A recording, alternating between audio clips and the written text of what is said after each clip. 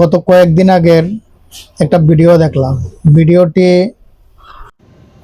ভিডিওটি দেখলাম জুয়েল ভাইয়ের আইডিতে। চট্টগ্রাম একটা মেডিকেলে একটা লোক মারা গেছে, প্রাইভেট মেডিকেল। এখানে ৭৫,০০০ টাকা বিল আসছে ওনার চিকিৎসা বাবদ আর কি। উনি মারা যাওয়ার আগে চিকিৎসা করছে, এটা পাবে। উনি মারা যাওয়ার পরে এই লাশ টাকা না দেওয়ার কারণে দিচ্ছে না, এবং ৭৫,০০০ টাকা থেকে তারা ১ টাকা ডিসকাউন্ট দেবে না, বরাবর টাকাটাই দিয়ে লাশ নিতে হবে।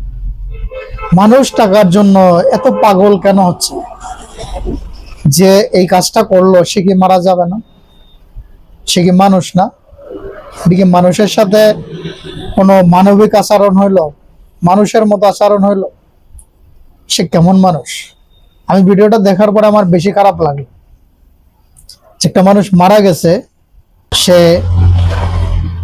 তাকে নিতে দেবে না টাকা ছাড়া। আপনি চিন্তা করতে পারেন কেমন মানুষ? জুয়েল ভাই ভালো মানুষ। জুয়েল ভাই ছিল, উনি যে কোনো ভাবে টাকা ম্যানেজ করে তারপরে লাশটা ওখান থেকে ছুড়াই দেন, নিয়ে দাপন করেন। কেমন দেশে আমরা বসবাস করি চিন্তা করেন। এখানে শুধু টাকা, এখানে মানবতা বলতে কিছু না।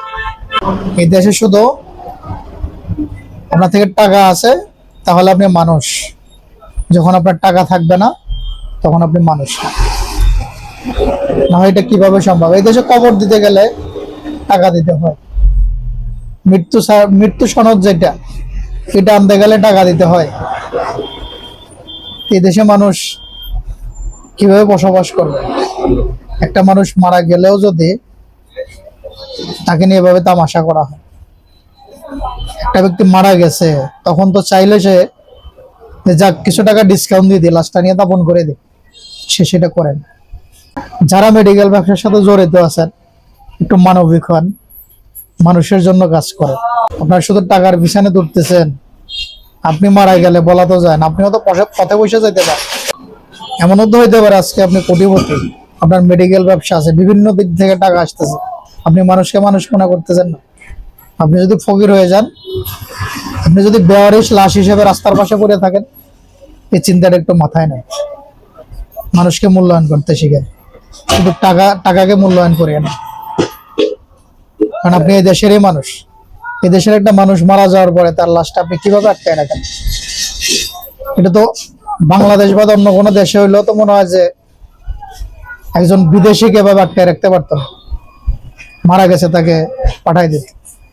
আপনাদের প্রতি একটাই অনুরোধ রইল, যদি কেউ মারা যায় চিকিৎসা অবস্থায়, যদি ১ লক্ষ টাকা পান 50% ছাড় দিয়ে দেন, তারা যাতে লাশটা নিয়ে দাপন করতে পারে। কারণ তারা এমনিতে অনেক কষ্টে আছে, অনেক দুঃখে আছে, তাদেরকে আরো কষ্ট বাড়াই দেন।